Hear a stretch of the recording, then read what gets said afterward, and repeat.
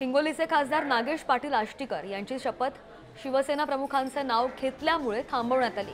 हंगामी लोकसभा अध्यक्षांनी आष्टीकरांच्या शपथेवर आक्षेप नोंदवला आणि आष्टीकर यांनी मराठीमध्ये शपथ घेतली। त्यावेळी सुरुवातीला त्यांनी शिवसेना प्रमुख बाळासाहेब ठाकरेंचा उल्लेख केला।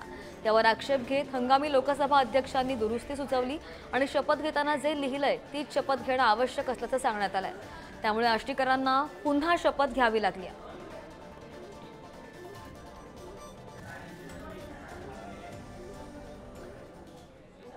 नागेश बापूराव पाटील आष्टीकर लोकसभा सदस्य म्हणून निवडून आलो असल्याने गंभीरपणे प्रतिज्ञा करतो की मी विधीद्वारा स्थापित भारतीय संविधानाप्रती अनन्य श्रद्धा व निष्ठा बाळगीन।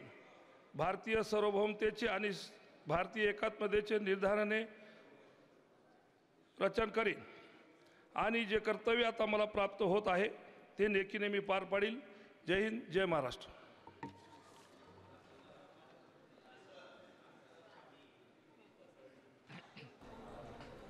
Thank you.